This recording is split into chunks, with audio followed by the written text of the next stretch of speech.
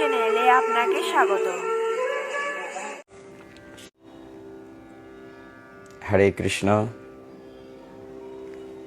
হরি বল, হরে কৃষ্ণ।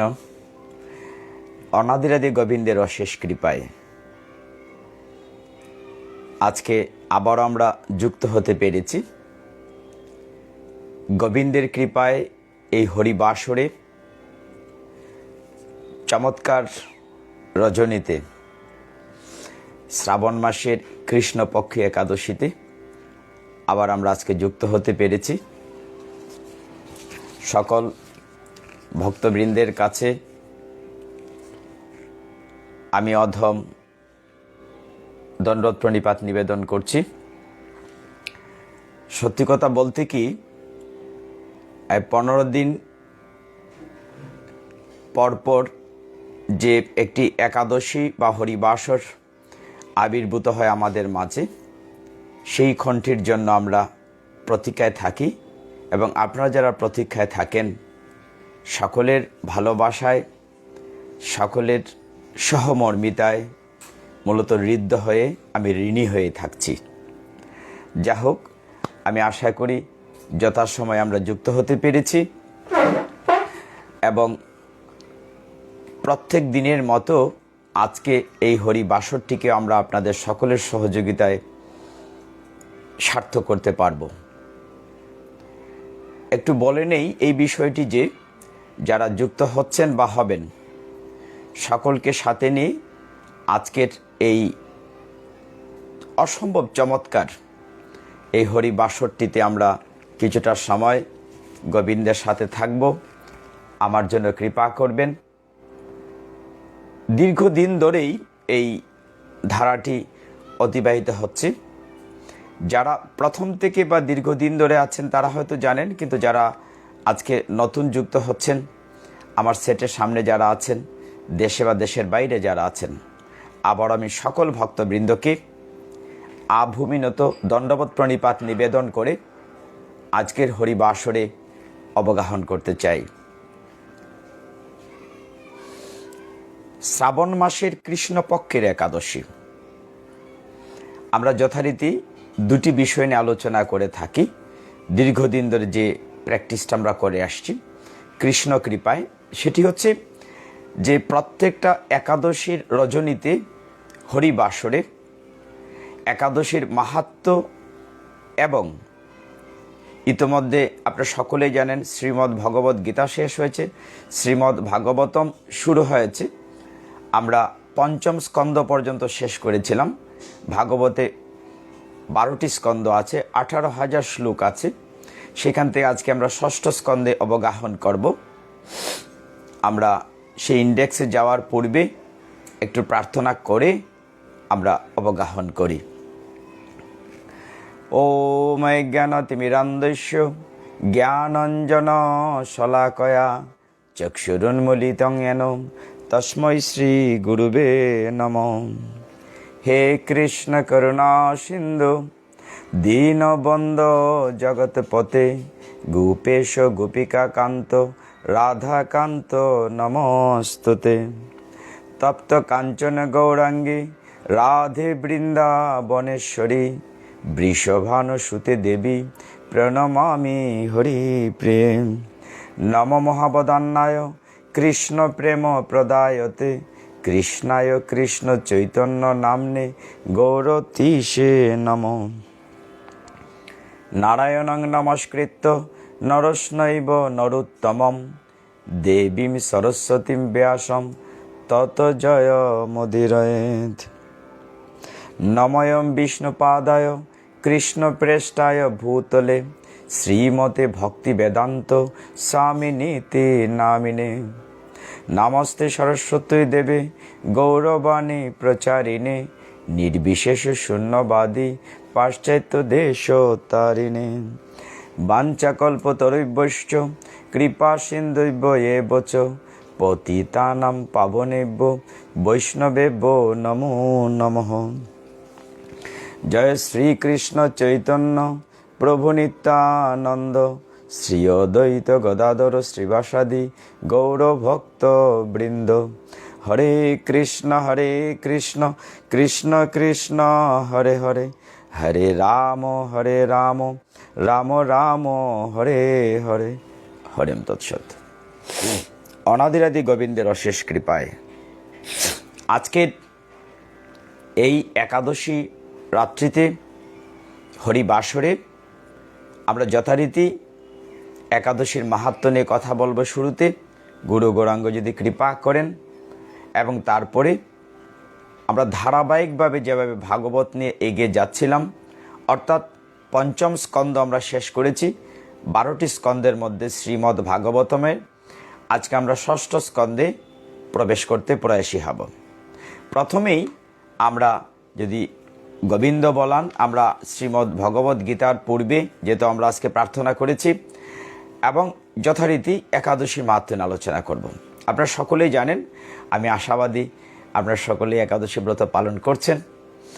তো আজকে যে একাদশীটি অত্যন্ত চমৎকার একটি নাম, কামিকা একাদশী, আপনারা সকলেই জানেন এবং করছেন যারা সকলেই। আমরা কি বলি যে অন্যান্য দিনের চাইতে আজকে একটি বিশেষ দিন, যেহেতু মাসে 2টো দিন আমরা পাই, বিশেষ করে একাদশীর রাত্রি জাগরণ হরিবাসর। অন্য দিন যদি আমরা ষোলমালা জপ করি, আজকে একটু বেশি। অন্য দিন যদি ভগবানের সান্নিধ্য পাওয়ার জন্য যতটুকু ব্যয় করি, আজকে একটু বেশি থাকব। তার নিকটে বাস করার জন্য, উপবাস করার জন্য, নিকটে বাস করার জন্য যা যা করা দরকার আমরা নিশ্চয়ই সকলে তাই করছি। তো যাই হোক, আমরা প্রথমে আজকে একাদশীর মাহাত্ম্য নিয়ে যথারীতি আলোচনা করি। কারণ শাস্ত্র বলছে একাদশীর রজনীতে বা একাদশীর দিন মাহাত্ম্য অধ্যয়ন করা, যদি অধ্যয়ন না করেন শ্রবণ করা, তাতেই আপনার পূর্ণ ফল প্রাপ্তি হবে। তো আজকের আমার পেছনে যে লাল রঙের কাবারের যে বইগুলো আছে, সেখানে অনেকগুলো পুরাণ আছে। তার মধ্যে একটি পুরাণের নাম হচ্ছে ব্রহ্মবৈবর্ত পুরাণ। সেখান থেকে আমরা আজকে আলোচনা করব। প্রত্যেকটা একাদশীরই অধিকাংশ মাহাত্ম্যের ক্ষেত্রে আপনারা দেখেছেন যে বক্তা শ্রোতার মধ্যে যিনি প্রশ্ন রেখেছেন তিনি হচ্ছেন ধর্মরাজ যুধিষ্ঠির মহারাজ, আর উত্তর দিয়েছেন অনাদিরাদি গোবিন্দ শ্রীকৃষ্ণ। তো একইভাবে আজকের এই একাদশীটি নিয়েও আমরা দেখতে পাই, শাস্ত্র বলছে যে শ্রাবণ মাসে কৃষ্ণ পক্ষিয়া যে কামিকা একাদশী, এটি ব্রহ্মবৈবর্ত পুরাণে, আমাদের পেছনে যে পুরাণটি আছে ব্রহ্মবৈবর্ত পুরাণে শ্রীকৃষ্ণ এবং যুধিষ্ঠির সংবাদে বর্ণিত আছে। আমরা দেখি যে প্রত্যেকটার ক্ষেত্রে গীতা বা ভাগবত যাই বলি না কেন, গীতাতে অর্জুন প্রশ্ন করেছেন, গোবিন্দ উত্তর দিয়েছেন। একাদশীর মাহাত্ম্যের বেলা যুধিষ্ঠির মহারাজ প্রশ্ন করেছেন, গোবিন্দ উত্তর দিয়েছেন। মহাপুরাণ ভাগবতের বেলা পরীক্ষিত মহারাজ প্রশ্ন করেছেন, শ্রীল সুখদেব গোস্বামী উত্তর দিয়েছেন। অর্থাৎ একজন প্রশ্ন করছেন, একজন উত্তর দিচ্ছেন। এইভাবেই আমরা মাহাত্ম্যগুলা পেয়ে থাকি বা তথ্যাদি পেয়ে থাকি। যুধিষ্ঠির মহারাজ শ্রীকৃষ্ণকে বললেন, হে গোবিন্দ, হে বাসুদেব, শ্রাবণ মাসের কৃষ্ণপক্ষের একাদশীর নাম এবং মাহাত্ম্য সবিস্তারে আমাকে বর্ণনা করুন, আমি শুনতে চাই। আমি বড় কৌতূহলী, শোনার জন্য আগ্রহী। প্রতি উত্তরে ভক্তবৎসল ভগবান শ্রীকৃষ্ণ বললেন, হে রাজন, পূর্বে দেবর্ষি নারদ প্রজাপতি ব্রহ্মাকে এই প্রশ্ন করলে তিনি যেমনটি তার পুত্র স্নেহাস্পদ নারদকে যেভাবে বলেছিলেন, ঠিক সেইভাবে আমি আপনাকে এই কামিকা একাদশীর কথাটি বলছি। আপনি মনোযোগ সহকারে তা শ্রবণ করুন।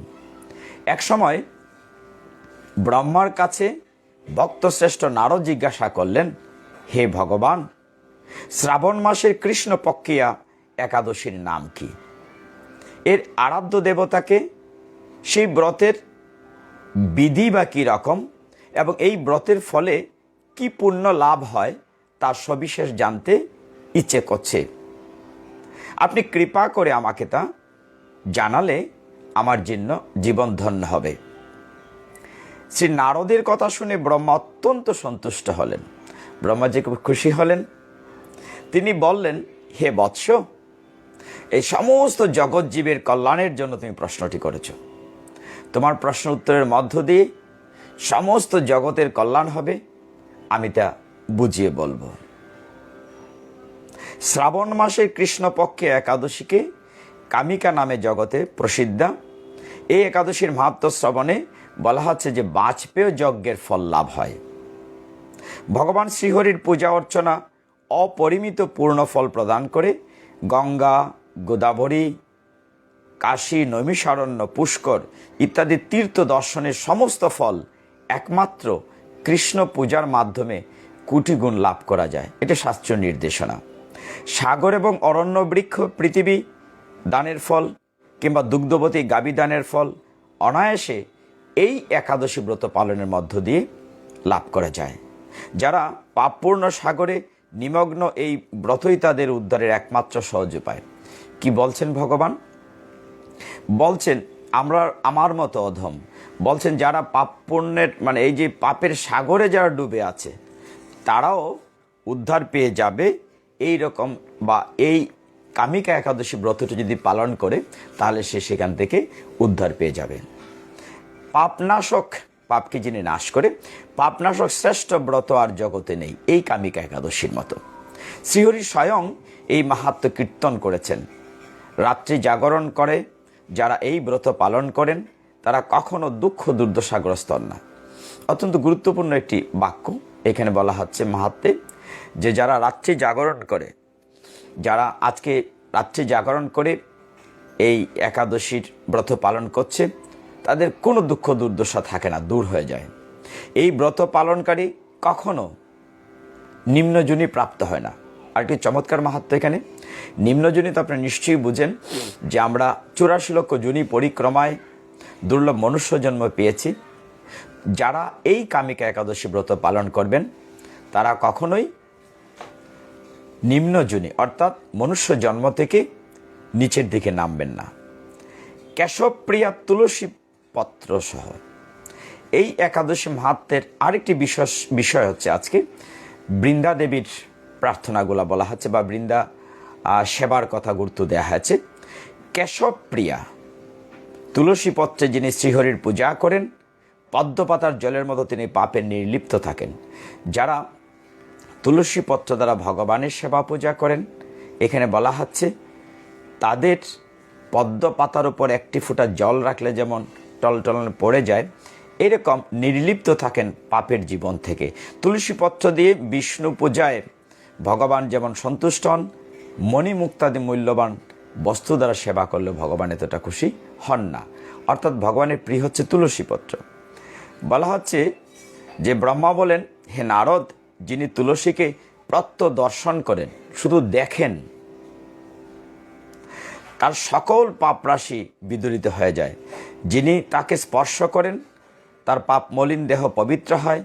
তাকে যিনি প্রণাম করেন, শ্রী হরিচরণে তুলসী চন্দন চর্চিত তুলসী যিনি অর্পণ করেন, তাই এই কৃষ্ণভক্তি প্রদায়িনী। আমরা তো সকলেই জানি তুলসী প্রণাম মন্ত্রে বৃন্দায় তুলসী দেব্যায় প্রিয়াওই কেশবৈশ্বচ কৃষ্ণভক্তি প্রদে দেবী সত্যবতী নমো নমঃ।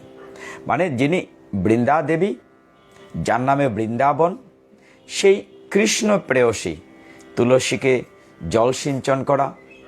অনেকে কেউ প্রশ্ন করেন একাদশীর দিন তুলসীতে জল দেয়া যাবে কিনা। শাস্ত্র নিষেধ করে নাই, স্নান করানো যাবে, জল দেয়া যাবে। যে ব্যক্তি হরিবাসরে মানে আজকে ভগবানের সামনে দীপদান করেন, তুলসীর মাহাত্ম্যের পরে বলা হচ্ছে যিনি দীপদান করেন, বলা হচ্ছে যে চিত্রগুপ্ত তার পুণ্য ফল লিখে শেষ করতে পারবে না, এত পুণ্য অর্জন হবে। তার পিতৃপুরুষেরও পরম তৃপ্তি লাভ হবে। আমাদের যারা পূর্বপুরুষগণ আমাদেরকে ছেড়ে চলে গিয়েছেন তাদেরও অনেক অনেক লাভ হবে, তৃপ্তি লাভ হবে। শ্রীকৃষ্ণ বলেন, হে রাজন, আমি আপনার কাছে সর্বপাপ হারিনি কামিকা একাদশীর মাহাত্ম্য বর্ণনা করেছি। অতএব যিনি ব্রহ্মহত্যা, ভ্রূণ হত্যা, পাপ বিনাশিনী মহাপুণ্য ফলদায়ী এই ব্রত পালন করবেন ও এই মাহাত্ম্য, এই যে শুধু ব্রত না, বলা হচ্ছে এই মাহাত্ম্য যারা পাঠ করবেন অথবা শ্রবণ করবেন তিনি সর্বপাপ থেকে মুক্ত হয়ে বিষ্ণুলোকে গমন করবেন। বলা হচ্ছে যে সমস্ত পাপ থেকে মুক্ত হয়ে বিষ্ণুলোকে গমন করবেন। এইভাবে যুধিষ্ঠির শ্রীকৃষ্ণ সংবাদে ব্রহ্মবৈবর্ত পুরাণে কামিকা একাদশীর মাহাত্ম্য বর্ণিত করা হয়েছে। হে ভক্তগণ, আমরা সকলেই চেষ্টা করি অন্তত একাদশীর রজনীতে কিছুটা সময় ভগবানের সাথে দিতে। তো আজকের এই রজনীটি আমরা চেষ্টা করছি যাতে কাটানো যায় ভগবানের গুণ কীর্তন করে, জপ অধ্যয়ন করে। যা হোক, আমরা এতক্ষণ কামিকা একাদশীর মাহাত্ম্য নিয়ে কথা বলেছি। আজকে আমরা নতুন একটা অধ্যায়ে প্রবেশ করব। সেটি হচ্ছে ষষ্ঠ স্কন্দ, শ্রীমদ্ ভাগবতমের ষষ্ঠ স্কন্দ। আশা করি আপনারা শেষ পর্যন্ত থাকবেন, কারণ এমনিতে তো কত সময় কত দিকে নষ্ট করেন। ঠিক ওই জায়গাটিতে আমার বড্ড ভালো লাগে, এখন অনেক যুক্ত হয়েছেন দেশের বাইরে থেকে, যে আসলে কত দিকেই তো কত সময় আমরা নষ্ট করি। নাইবা 1 ঘন্টা, আমি তো বেশি সময় নষ্ট করি না, না হয় 1 ঘন্টায় আমরা গোবিন্দের সাথে যুক্ত থাকলাম। দুর্লভ মনুষ্য জন্ম যেহেতু পেয়েছি, 1 ঘন্টা ভগবানের সাথে, ভগবানের ভাগবতের সাথে।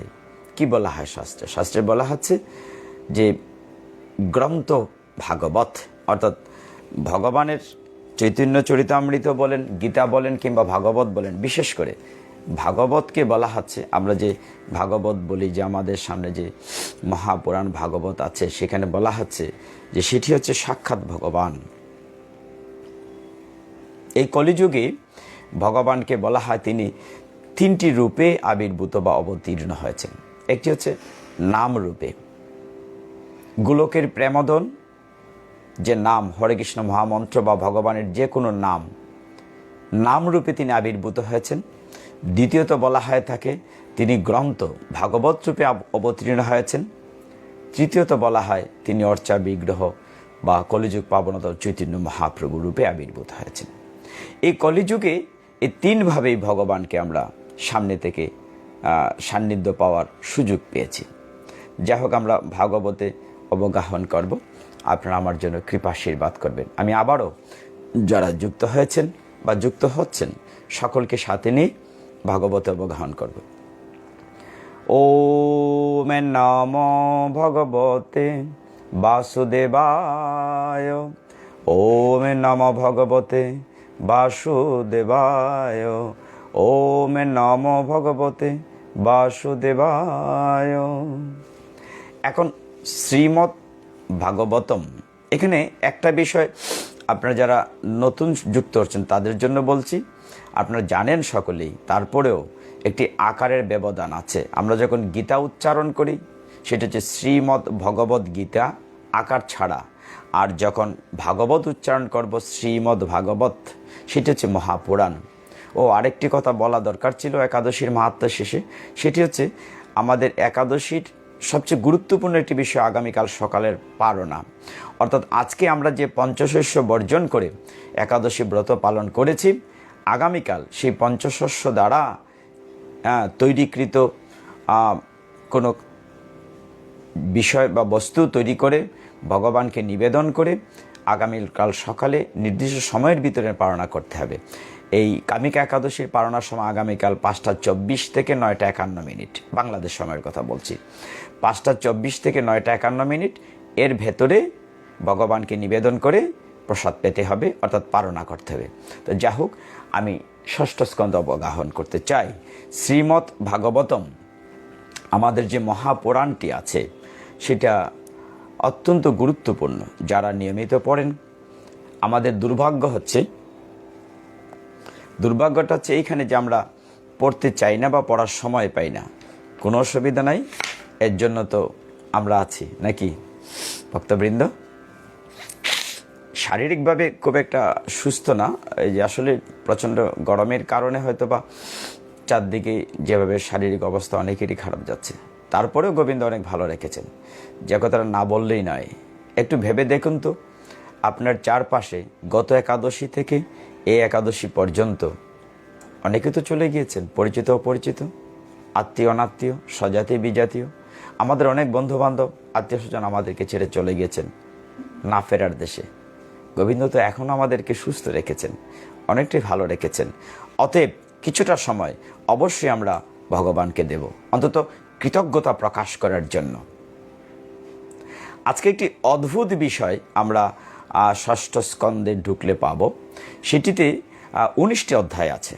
আপনারা দেখেছেন, যারা নিয়মিত ভাগবত পড়েন দেখবেন 19টি অধ্যায় আছে। এবং প্রথম যে অধ্যায়টি, এই অধ্যায় নিয়ে আমরা ভাগবতে আলোচনা প্রায়শই করি। কাহিনীটি আপনাদের অনেকেরই জানা থাকতে পারে, কিন্তু জানা থাকলেও আজকে একটু ডিটেলস আলোচনা করব। যেহেতু আমার হাতে 10:30 পর্যন্ত সময় আছে, আমি 1 ঘন্টায় শেষ করতে প্রয়াসী হই। শ্রীমদ্ ভগবত গীতার সাথে ভাগবতের অত্যন্ত চমৎকার যে কয়টা শ্লোকে আছে, তন্মধ্যে এটি একটি। তো কি কি আমাদের সাথে মিল আছে গীতার সাথে? গীতার দেখুন 8ম অধ্যায় অক্ষর ব্রহ্মযুগ, সেখানে 5ম শ্লোকে বলা হচ্ছে, অন্তকালে চ মাম এব স্মরণ মুক্তা কালেবরম ইহ প্রয়াতি সমদ্ভাবম ইয়াতি নাস্তি অত্র সংশয়। কি বলছেন ভগবান অর্জুনকে? বলছেন, হে অর্জুন, যিনি অন্তকালে, অন্ত মানে শেষ, আপনার সকলে বাংলার মতো বোঝা যাচ্ছে, জলের মতো, অন্তকালে চ মাম, ভগবান বলছেন আমাকে, এব স্মরণ মানে স্মরণ মুক্তা কালে বরম, যে অন্তকালে অর্থাৎ মৃত্যুর পূর্বকালে যে আমার নাম স্মরণ করবে, আমার কথা ভাববে, সে আমার ভাবে অর্থাৎ আমার ধামে চলে আসবে। যদি সোজাসুজি বলি, আমাদের জন্ম মৃত্যুর চক্রে আমাদের গীতা ভাগবত কি শিক্ষা দিচ্ছে, শাস্ত্র কি শিক্ষা দিচ্ছে? যে আমরা একটি জন্ম মৃত্যুর চক্রে ঘুরছি। 84 লক্ষ যোনি পরিক্রমায়, পুনরপি জনম, পুনরপি মরণ, পুনরপি জননী জঠরে শয়ন। এই জন্ম মৃত্যুর চক্র থেকে মুক্ত পেয়ে আমরা আমাদের হারানো দাম বৈকুণ্ঠ ধামে বা ভগবানের কাছে বাড়িতে ফিরে যাব। এই শ্লোকটি কি বলছে? গীতার 8ম অধ্যায়ের 5 নম্বর শ্লোকে বলছে, অন্তকালে চ মাম এব স্মরণ মুক্তা কালে বরম, যে অন্তকালে অর্থাৎ মৃত্যুর পূর্বে যে আমার নাম স্মরণ করবে, সে আমার ধামে চলে আসবে। তাহলে এর চেয়ে সহজ আর কি হতে পারে? এর সাথে মিল রেখেই আজকে আমাদের ষষ্ঠ স্কন্ধটি শুরু হচ্ছে। শুরুতেও বলেছিলাম যে শ্রীমদ্ ভাগবতমের আমরা ষষ্ঠ স্কন্ধে অবগাহন করব। 12টি স্কন্ধের মধ্যে আমরা 5টি স্কন্ধ শেষ করতে পেরেছি আপনাদের সহযোগিতায়। ষষ্ঠ স্কন্ধে 19টি অধ্যায় আছে। প্রথম অধ্যায়টি হচ্ছে অজামিল উপাখ্যান এবং দ্বিতীয় অধ্যায়টি হচ্ছে বিষ্ণু দূতদের দ্বারা ভাগবত ধর্ম নিরূপণ এবং অজামিলের পরম ধাম গমন, এবং তৃতীয় অধ্যায়টি হচ্ছে যম এবং যমদূত সংবাদ। চতুর্থ অধ্যায়টি হচ্ছে দক্ষ কর্তৃক ভগবানের স্তুতি এবং ভগবানের প্রাদুর্ভাব। এইভাবে আমরা 19টি অধ্যায় পাব। যেমন 5ম অধ্যায়ে পাব নারদের উপদেশ, দক্ষ পুত্রগণের বৈরাগ্য এবং নারদের প্রতি দক্ষের অভিশাপ। একইভাবে 6ষ্ঠ অধ্যায়ে পাব দক্ষ প্রজাপতির 60 কন্যার বংশ বিবরণ পাব, 60 ডটার্স। বৃহস্পতির 7ম অধ্যায়ে পাব বৃহস্পতির দেব পৌরোহিত্য ত্যাগ এবং বিশ্বরূপের পৌরোহিত্য বরণ। তারপর 8ম অধ্যায়ে পাব নারায়ণের মনে করেন উপদেশ, নারায়ণ উপদেশ পাওয়া যাবে। তারপরে 9ম অধ্যায়ে পাব বিশ্বরূপ বধ, বৃত্তাসুরের কাছে দেবতাদের পরাজয় এবং ভগবানের প্রেরণায় দেবতাদের দধীচি মুনির নিকটে গমন। আমরা ছোটোবেলা পাঠ্য বই সেটি ছিল। 10ম অধ্যায়ে পাব দধীচি মুনির অস্থি দ্বারা দেবতাদের বজ্র নির্মাণ এবং বৃত্তাসুরের সাথে যুদ্ধ। 11 অধ্যায়ে পাব বৃত্তাসুরের বীরবাণী এবং ভগবত প্রাপ্তি। 12শ অধ্যায়ে পাওয়া যায় বৃত্তাসুর বধ। 13শ অধ্যায়ে পাওয়া যাবে ইন্দ্রের প্রতি ব্রহ্মহত্যার মনে করেন যে অভিশাপ সেটি। একইভাবে 14শ অধ্যায়ে পাওয়া যাবে বৃত্তাসুরের পূর্ব ইতিহাস, আগে আসলে সে কী ছিল। 15শ অধ্যায়ে পাওয়া যাবে মহর্ষি অঙ্গিরা ও দেবর্ষি নারদ কর্তৃক চিত্রকেতুকে উপদেশ প্রদান। 16শ অধ্যায়ে পাওয়া যাবে এই ষষ্ঠ স্কন্ধে চিত্রকেতুর বৈরাগ্য ও শঙ্কর্ষণ দেবের বর্ণনা। 17শ অধ্যায়ে পাওয়া যাবে চিত্রকেতুকে পার্বতী দেবীর শাপ প্রদান। 18শ অধ্যায়ে পাওয়া যাবে অদিতি এবং দিতির সন্তানগণের এবং মরুদগণের উৎপত্তি বর্ণনা। আমরা জানি যে দিতির গড়ে দত্ত, অদিতির গড়ে দেবতা সুর এবং অসুর, কশ্যপ মুনির বংশধর যারা ছিলেন। ঊনবিংশ অধ্যায়ে পাওয়া যাবে লাস্ট যে অধ্যায়টি, পুংসবন ব্রতের নিয়ম। এই হচ্ছে মোটামুটি এই ষষ্ঠ স্কন্ধের ইন্ডেক্স। হে ভক্তগণ, অনাদিনিধি গোবিন্দ আমাদেরকে এত চমৎকার একটা লিঙ্ক আপ দিয়েছেন এই অধ্যায়ে, শুনলে ভালো লাগবে। এবং কাহিনীটিও চমৎকার, আমরা বহুবার বিভিন্ন পাঠে বলেই থাকি। সেখানে বলা হচ্ছে যে আজকের যে অধ্যায়টি আমরা শুরু করব, 19টি অধ্যায় তো আজকে আলোচনা করা সম্ভব নয়। আমরা যে প্রথম উপাখ্যানটি আছে চমৎকার, সেটি হচ্ছে অজামিল উপাখ্যান। অজামিল উপাখ্যান থেকে অত্যন্ত গুরুত্বপূর্ণ কিছু তথ্য আজকে আমরা পাব, যা আমাদের দুর্লভ মনুষ্য জন্মের জন্য খুব উপকারী। আপনারা শ্রবণ করুন, সাথে থাকুন। বলা হচ্ছে যে ভগবানের থেকে ভগবানের নাম বড়। অর্থাৎ আমরা কি বলে থাকি, ময়মুরব্বী আমাদেরকে কি বলেন, শাস্ত্র কি বলে থাকে, একবার নাম স্মরণে যত পাপ হরে, জীবের কি সাধ্য আছে এত পাপ করে। তার মানে নাম স্মরণে ভগবানের নাম, ভগবানের তো অনন্ত নাম, কৃষ্ণ, শ্রীহরি, রাম, অনন্ত নাম। যে কোনো নাম স্মরণ করলেই যে কি পুণ্য হয়, কি বিপদ থেকে উদ্ধার পাওয়া যায়, তার উপরেই আজকের ভাগবতী আলোচনা। যে শ্লোকটির সাথে আমি লিঙ্ক নিয়ে শুরু করেছিলাম, শ্রীমদ্ ভগবদ গীতা, যথাযথতে আপনারা জানেন যে গীতাতে অষ্টম অধ্যায় অক্ষর ব্রহ্ম যুগে পঞ্চম শ্লোকে বলা হচ্ছে যে মৃত্যুর পূর্বে যেভাবে না বলছে, যে ভগবান বলছেন, ভগবান আমার নাম যে স্মরণ করবে মৃত্যুর পূর্বে অন্তকালে সে আমার ধামে চলে আসবে, অর্থাৎ বৈকুণ্ঠবাসী হবে।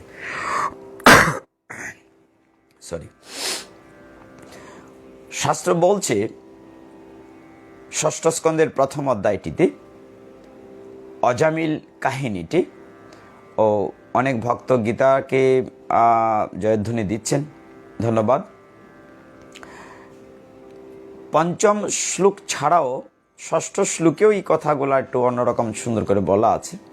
শাস্ত্র বলছে, গীতা শাস্ত্র, যে ইয়াম ইয়াম বা অপি স্মরণ ভাবম তেজ্যতি অন্তেকালে বরম তম তমেব এতি কন্তেও সদামদ ভাব ভাবিত। দুটি শ্লোক পাশাপাশি দেখবেন শ্রীমদ্ ভগবদ্ গীতার অষ্টম অধ্যায়ের 5 এবং 6। 5 নম্বর শ্লোকে ভগবান বলছেন যে মৃত্যুর পূর্বে যে আমার নাম স্মরণ করে দেহ ত্যাগ করবে সে আমার ধামে চলে আসবে। 6 নম্বর শ্লোকে ভগবান বলছেন মৃত্যুর পূর্বে যে ভাব নিয়ে দেহ ত্যাগ করবে সে সেই ভাব অনুযায়ী দেহ প্রাপ্তি হবে। সেটা আমরা জানি, বলেছি ভাগবতে রাজা ভরতের কাহিনী, যে মৃত্যুর পূর্বে হরিণ চিন্তা করতে করতে দেহ ত্যাগ হয়েছিল, পরবর্তী জন্মে ভরত হরিণ জন্ম নিয়েছিলেন। আমরা পঞ্চম শ্লোক থেকে লিঙ্কটা বুঝি। পঞ্চম শ্লোকে গীতায় বলা হচ্ছে অন্তকালে, অর্থাৎ মৃত্যুর পূর্বে ভগবানের নাম নিলে কি হয় দেখুন। তাহলে অনেক দিন আগে ভারতবর্ষের কন্যাকুজ্জ নামে একটি এলাকা ছিল, সেইখানে অজামিল নামক এক ব্রাহ্মণ বাস করতেন। আপনারা অনেকেই জানেন কাহিনীটি, কিন্তু কেন বলছি আজকে এটার অনেক ছোটোখাটো ফাঁক ফোকর আজকে এগুলো একটু ক্লিয়ার করব, যেহেতু সময় পেয়েছি। 30 মিনিটস এনাফ এটা আলোচনার জন্য। অজামিল নামে ভালো একজন ব্যক্তিত্ব ছিলেন, ব্রাহ্মণ বংশোদ্ভূত, সংসারী ছিলেন, পিতার অনুগত ছিলেন, সেবা পূজা করতেন, বাবার আদেশ পালন করতেন। কিন্তু আপনাদের নিশ্চয়ই মনে আছে, আমরা যখন গীতা নিয়ে আলোচনা করেছি তখন অর্জুন একবার কৃষ্ণকে প্রশ্ন করেছিলেন, হে জনার্দন, অনেক সময় আমি করতে চাই না, কিন্তু কে যেন আমার পিছন থেকে জোর করে আমাকে কাজগুলো করায়। এই প্রশ্নটা ভক্তদের অনেকেরই, কীরকম যে আমি করতে চাই না কিন্তু আমাকে কে যেন কাজটি করায়। উত্তরে ভগবান কি বলেছিলেন? অর্জুনকে বলেছিলেন কাম এস ক্রোধ এস রজগুণ সমুদ্ভব। বলছিলেন ভগবান যে কাম ক্রোধ, এই যে আমাদের ষড় রিপু, 6টি রিপুকে যে আমরা জয় করতে পারি না, এগুলো পেছন থেকে রজগুণ দ্বারা প্রভাবিত হয়ে আমাদেরকে কাজটা করায়। এইভাবে এই উপাখ্যানটিতেও কাহিনীটি আছে। উপাখ্যানটি শুরু হয়েছে বা ষষ্ঠ স্কন্ধ শুরু হয়েছে একইভাবে। অজামিলের কাহিনী শুরুটা এইরকম। পরীক্ষিত মহারাজ সুখদেব গোস্বামীকে জিজ্ঞাসা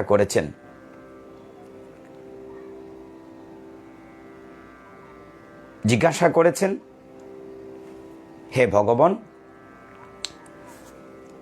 আমরা কেন কষ্ট পাই? মানুষ কেন নরকে যায়? কেন পাপ পুণ্যের কারণে শাস্তি পায়?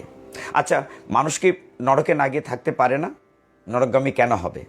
তার এই প্রশ্নগুলো শুরুতে চমৎকার ছিল। সেখানে ধর্ম অধর্মের অনেক কথা এসছে। সর্বশেষ তিনি একটি উপাখ্যান দিয়ে বুঝিয়েছেন, একটি ঐতিহাসিক কাহিনী। সেটি হচ্ছে প্রথম অধ্যায় ষষ্ঠ স্কন্ধের অজামিলের কথা বলছিলাম। অজামিলে ভগবান এত চমৎকার সুখদেব গোস্বামীকে দিয়ে কাহিনীটি তুলে ধরেছেন আমাদের জন্য, আমাদের শিক্ষার জন্য, গীতার অষ্টম অধ্যায়ের 5 নং শ্লোকের যথার্থতার জন্য। অজামিল কন্যাকুজ্জ দেশে বসবাস করত। সে একদিন তার পিতার নির্দেশে বনে গিয়েছে। বনে গিয়ে সেখানে সে পুষ্প, ফলমূল, সুমেধ বা যজ্ঞের লাকড়ি অর্থাৎ পূজার উপকরণ যখন সে সংগ্রহ করতেছিল, এমন সময় ওই যে আমরা যে 6টা রিপুকে জয় করা খুব কঠিন, বিশেষ করে কাম, ক্রোধ, লোভ, মোহ, মদ, মাৎসর্য। তো বলা হচ্ছে অজামিল যখন বাগানে তার পিতার জন্য, পিতার নির্দেশে সে যখন পূজার উপকরণ সংগ্রহ করতে গিয়েছিল, তখন সে দেখতে পেল একজন অন্তজ শ্রেণীর লোক, শূদ্র, দেখতে পেয়েছিল যে একজন বেশ্যা রমণীর সাথে তারা দুইজনে এমন অবস্থায় আছে, এক বাহু লগ্ন করে রেখেছে, মদ্যপান করছে, চোখগুলো রক্তিম। সেই অন্তজ শূদ্রের একে অন্যকে মদ্যপান করাচ্ছে, নেশাসক্ত এবং কামনায় আসক্ত হয়ে তাদের আচরণ দেখে অজামিল ক্ষণিকের জন্য হলেও নিজেকে আর স্থির রাখতে পারল না। ঠিক ওই জায়গাটিতেই ভগবান আমাদেরকে বলেছেন যে তুমি যদি কাম, ক্রোধ, লোভ, যাকে আমরা গীতায় বলে থাকি নরকের 3টি দ্বার, কাম, ক্রোধ, লোভ, এই দ্বার যদি নরকের পথ বন্ধ করতে না পারি তাহলে নরক বসবাস অবশ্যম্ভাবী। আমরা গতদিন হয়তো আলোচনা করতে চেয়েও করিনি, আপনাদের মনে আছে 5ম স্কন্ধের 26 নম্বর অধ্যায়, লাস্টের অধ্যায়ে আমাদের 28 প্রকার নরকের বিবরণ দেয়া আছে। যখন এই অধ্যায় শুরুতে, এই স্কন্ধের শুরুতে পরীক্ষিত মহারাজন জানতে চেয়েছিলেন মানুষ কেন নরকে যাবে সুখদেব গোস্বামীর কাছে, তখন তিনি এই কথাগুলি বলছিলেন যে প্রত্যেকটা মানুষ তার কর্ম অনুযায়ী 28 প্রকার নরক আছে, আর যিনি তাকে নিয়ে নরকে দেন, শাস্তি দেন, তিনি হচ্ছেন ধর্মরাজ, যমরাজ, বা তাকে আমরা বলে থাকি জাস্টিস বা ম্যাজিস্ট্রেট যদি বলি। তিনি বিচার করেন একটা মানুষ সারা জীবন যে কর্ম করেছে তার কর্ম অনুযায়ী, কর্মফল অনুযায়ী তাকে শাস্তি বিধানের জন্য এক একটা জায়গায়। আমরা বলেছি অনেক নরকের কথা, আরেকদিন সুযোগ হলে শুধু নরক নিয়ে একটা আলোচনা করব, সেই চিন্তাটা আমার আছে কিন্তু সুযোগ পাচ্ছি না। 28 প্রকার নরকের মধ্যে যেমন আছে আপনার তামিশ্র নরক, অন্ধ তামিশ্র, রৌরব, মহারৌরব, কুন্তি বুজ, কৃমি বুজ, তারপরে আপনার অসংখ্য। তো যাই হোক 28 প্রকার নরক নিয়ে কথা বলছি না। অজামিল যখন দেখলেন যে তার চোখের সামনে একটি বেশ্যা রমণীর সাথে একটি লোকের এরকম বেলেল্লাপনা, সেটা দেখে তিনি নিজেকে স্থির রাখতে পারলেন না। অর্থাৎ কামনার বশীভূত হয়ে, ষড়রিপুর মধ্যে অন্যতম কাম, তার বশীভূত হয়ে তিনি কি করে ওই বেশ্যা রমণীকে পাবেন ব্যাকুল হয়ে গেলেন। তার ঘরে তখন কিন্তু সতীসাধ্যী স্ত্রী আছেন, কত বড় পাপ কার্য! নিজ গৃহে ব্রাহ্মণ সন্তান অজামিল, নিজ গৃহে সতীসাধ্যী স্ত্রী আছেন, তাকে পরিত্যাগ করে ওই রমণীকে, বেশ্যা রমণীকে তার স্ত্রী হিসাবে গ্রহণ করলেন। ফলশ্রুতিতে কি হলো? তার সমস্ত সঞ্চয় যা ছিল বেশ্যা রমণীর চাহিদা পরিপূর্ণ করার জন্য, সব কিছু দিয়েও তার মন খুশি করে শেষ করতে পারছেন না। জীবনযাপন মানে কামনা থেকে আস্তে আস্তে নিচের দিকে যেতে যেতে তার জীবনটা, ব্রাহ্মণ সন্তানের জীবনটা কত পদস্খলন হলো, এই যে একটি দেখুন হে ভক্তগণ। তখন অজামিল চুরি, ডাকাতি, রাহাজানি, মারামারি, লুটতরাজ করতে শুরু করলেন ওই বেশ্যা রমণীর চাহিদা পূর্ণ করার জন্য। ফলশ্রুতিতে কি হলো? ক্রমাগতভাবে অজামিলের জীবন থেকে সেই পুণ্যময় অধ্যায়টি চলে গেল। জীবনের প্রথম দিকে তিনি পিতার বাধ্যগত সন্তান, ধর্মাচরণ সব কিছুই করছিলেন, কিন্তু কামনার বশবর্তী হয়ে সেই বেশ্যা রমণীর সাথে জীবনযাপন করে ক্রমান্বয়ে তার পরিবার থেকে বিচ্ছিন্ন হয়ে দুশ্চরিত্রের জীবনযাপন, পাপের জীবনযাপন যখন করতে লাগলেন, এক এক করে তার ওই জীবনে 10টি সন্তান জন্ম নিল। পূর্বজন্মের কোনো সুকৃতির ফলে, কোনো মুনির আশীর্বাদের ফলে সর্বকনিষ্ঠ সন্তানটির তিনি নাম রাখলেন নারায়ণ। ভাগবত বলছে তিনি 88 বয়স জীবনযাপন করছিলেন। তখনকার কাহিনীটি বলা হচ্ছে এখানে। সুখদেব গোস্বামী বলছেন, হে পরীক্ষিত মহারাজ, এই অজামিল উপাখ্যানটি প্রথম অধ্যায় 6ষ্ঠ স্কন্ধের, সেইখান থেকে 2য় অধ্যায় এবং 3য় অধ্যায় পর্যন্ত আজকে আমরা যাব। যখন অজামিল জীবনযাপন করছে, একটা পর্যায়ে তার বয়স হয়েছে, when he was 88 years old, 88 বয়স যখন তার বয়স হয়েছে অজামিলের, অজামিল তখন মৃত্যু সমাগত। ছোট্ট ছেলেটিকে এত ভালোবাসত, আদরের দুলাল, ছেলেটির নাম রেখেছিল নারায়ণ। এ প্রসঙ্গে একটি ছোট্ট কথা বলি, আপনাদের ভালো লাগবে। আমরা যখন বিভিন্ন জায়গায় পাঠে যাই, অনেকের সাথে নতুন করে পরিচয় হয় বিভিন্ন পাঠের আসরে। আমরা আসলে জিজ্ঞাসা করি তোমার নাম কি, ইত্যাদি ইত্যাদি। তো এক জায়গায় বোধ আরেকদিন বলেছিলাম আপনাদেরকে, আজকালকার যে নাম রাখা হয়, ওই যে ন্যান্সি, ফ্যান্সি, ক্যান্সি, তো একটা বাচ্চা ছেলেকে জিজ্ঞাসা করে তোমার নাম কি, বলছে আমার নাম জল্টু। তো তার পাশে বোধ তার ভাই বসা, জিজ্ঞাসা করলাম ওকে, বলো আমার ভাই, তোমার ভাইয়ের নাম কি, বলছে বল্টু। মানে ওর নাম জল্টু, ওর ভাইয়ের নাম বল্টু। মানে এই হচ্ছে আজকালকার আধুনিক নাম। তো যা হোক, তখনকার সময়ে মুরব্বীরা, এখনও অনেকের পরিবারে আছে দেখবেন, সুন্দর সুন্দর নাম রাখতেন। যেমন আমার সুনামগঞ্জের দাদাবাবু কানন বন্ধু, কত চমৎকার নাম রেখেছেন। তারপরে আরেক ভক্ত এখানে নাম রেখেছে নন্দলাল।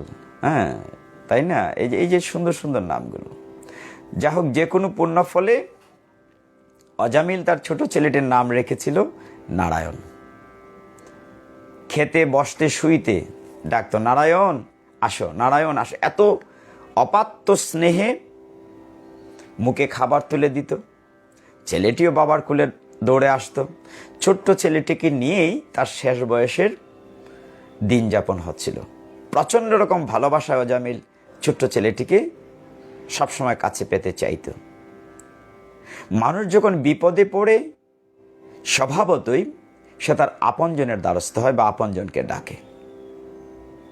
যখন তার 88 বয়স হলো অজামিলের, ঠিক সেই সময়ে তার সামনে যখন মৃত্যু সমাগত, অজামিল তখন দেখল কি ভয়ঙ্কর, তার সামনে 3 জন যমদূত উপস্থিত হলো। বাঁকা মুখ, ভাগবতে বিবরণ দেওয়া আছে, রক্তের পিণ্ড মানে আগুনের পিণ্ডের মতো রক্তাভ চোখ, মোলার মতো দাঁত, গায়ের লোমগুলো কাটা কাটা, বিকট ভয়ঙ্কর চেহারা। যখন তিনজন যমদূত অজামিলের মৃত্যু সমাগত তার শিয়রের কাছে চলে এসছে, দেখে প্রচণ্ড ভয়ে অজামিল চিৎকার দিয়ে উঠেছে। সে ডেকেছে কি, তার আদরের দোলাল ছোট্ট ছেলেটিকে নারায়ণ নারায়ণ বলে ডেকেছে। এবং সে যখন ডেকেছে, সাথে সাথে কি হয়েছে, অনাদিরাদি গোবিন্দের কাছে ডাক পৌঁছে গিয়েছে। আমরা গীতার যে শ্লোকটি দিয়ে শুরু করছিলাম, ভগবান কি বলছেন গীতার 8ম অধ্যায়ের 5ম শ্লোকে, অন্তকালে চ মাম এব স্মরণ মুক্তাকালে বলম। যে অন্তকালে অর্থাৎ মৃত্যুর মুহূর্তে, শেষ মুহূর্তে, জীবনের অন্ত সময়ে যে আমার নাম স্মরণ করে, সে আমার ধামে চলে আসে। চমৎকার এই শ্লোকটি গীতার। যে নারায়ণ বলে ডাকলো অজামিল, সাথে সাথে সেখানে 4 জন নারায়ণের দেবদূত এসে উপস্থিত হলো। তাদের দেহের বর্ণনা দেয়া হয়েছে ভাগবতের, চমৎকার। ভগবান নারায়ণের মতো তাদের দেহ, নীলাভ, 4 হাত, শঙ্খচক্র গদাপদ্মধারী। তারা এসে দেখলেন অজামিলের সূক্ষ্ম দেহ থেকে তাকে টেনে আত্মা বের করে নিয়ে যাওয়া হচ্ছে, জমালয়ে নিয়ে যাওয়ার জন্য। অজামিল চিৎকার করছে নারায়ণ নারায়ণ বলে, তার ছেলেটিকে ডাকছে। তখন দেবদূতগণ যমদূতকে প্রশ্ন করলেন, তোমরা কারা? তোমাদের ভিতরে কি কোনো জ্ঞান বুদ্ধি নেই? তোমরা লোকটিকে টেনে কোথায় নিয়ে যাচ্ছ? যমদূতকেও একইভাবে তাদেরকে বলো, তোমরা কারা? আমরা একটা পাপিষ্ঠ লোককে, যে সারা জীবন পাপ কার্য করেছে, তার ঘরে সতীসাধ্যী স্ত্রী থাকা সত্ত্বেও তাকে ত্যাগ করে একটি বেশ্যা রমণীর সাথে জীবনযাপন করেছে, চুরি, ডাকাতি, মারামারি, রাহাজানি, খুন খারাপি করেছে, সেই পাপিষ্ঠ লোকটিকে আমরা জমালয়ে নিয়ে যাব, আমাদের রাজা পাঠিয়েছেন, তোমরা কারা? তখন দেবদূত বললেন, হে যমরাজ এর কিঙ্কর, যমদূতগণ, আমি জানি তোমাদের রাজা ধর্মরাজ বা যমরাজ। তোমরা কি তার কাছ থেকে ধর্ম অধর্ম কিচ্ছুটি শিখোনি? যে দেখুন প্রশ্নটা, এটা আমাদের জন্য ধর্ম অধর্ম কিছু শিক্ষা লাভ করোনি? ওই যে ইন্টারাপ্ট হয়ে গিয়েছে, আমি সত্যি দুঃখিত ভক্তবৃন্দ। নেটের কারণে এই যে পুরা কাহিনীটা 2টা পার্ট হয়ে গেল। আমি কি করি বলুন তো, আপনাদের সহযোগিতা করেন সবাই। আমি একটু সামিং আপ করে আছি সামনের জায়গাটা। আমরা 6ষ্ঠ স্কন্ধের 1ম অধ্যায়ে ছিলাম, অজামিলের কাহিনীতে। অজামিল একটি ব্রাহ্মণ সন্তান এবং তার জীবন আচরণ ভালোই ছিল, কিন্তু একদিন পিতার জন্য বনে গিয়ে যখন পূজা সামগ্রী সংগ্রহ করছিল, তখন কামনায় তাড়িত হয়ে একটি বেশ্যা রমণীকে তার ঘরে নিয়ে এসেছিল এবং তার সতীসাধ্যী স্ত্রীকে ত্যাগ করে জীবন আচরণ করছিল, চুরি, ডাকাতি, রাহাজানি করে, অর্থাৎ ভালো জীবন থেকে সে সরে গিয়েছিল। ফলশ্রুতিতে মৃত্যুর পূর্বে তার কাছে যমদূতরা এসেছিল নিয়ে যাওয়ার জন্য। তখন দেবদূতরা এসেছিল কেন? সে যমদূতদের দেখে ভয় পেয়ে তার ছোট ছেলেকে ডেকেছিল, নারায়ণকে। এর ফলে দেবদূতরা তার সামনে উপস্থিত হয়েছিল এবং দেবদূত এসে যমদূতের সাথে ফাইট করে সে যাত্রা বেঁচে গিয়েছিল এবং এর ফলে সে সংসার ত্যাগ করে হরিদ্বার চলে গিয়েছিল অজামিল। এবং না, এইভাবে আসলে খুব কষ্টে আছি, আপনাদেরও কষ্ট দিচ্ছি, আমিও মনে শান্তি পাচ্ছি না, বারবার নেট চলে যাচ্ছে। বাসাতে ওয়াইফাই ভালো কানেকশন দেওয়া আছে, মোবাইলে পর্যাপ্ত পরিমাণে এমবি আছে, তারপরেও হচ্ছে না। যাই হোক, আমি ক্ষমা প্রার্থী সকলের কাছে। আমি অসহায়। যে কথাটি বলে শুরু করেছিলাম, এই কলিযুগের, যেমন সত্যযুগে ভগবানকে আমরা পেয়েছি ধ্যানের দ্বারা, ত্রেতা যুগে পেয়েছি যজ্ঞ দ্বারা, দাপর যুগে পাবো আমরা পূজার্চনা দ্বারা।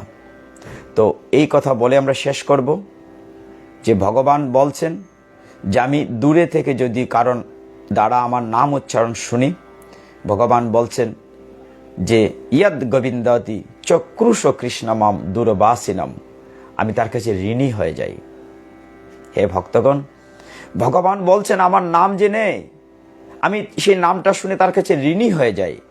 ঋণ মেতৎ প্রবৃদ্ধম মে হৃদয় আন্নাপসপতি। আমার হৃদয় তখন অনুকম্পিত হয়, কি করে তার ঋণ শোধ করব। এই জন্য অজামিল শুধুমাত্র মৃত্যুর পূর্বে ভগবান নারায়ণের নাম নিয়ে সে দিব্যধাম বৈকুণ্ঠ ধামে চলে গিয়েছে।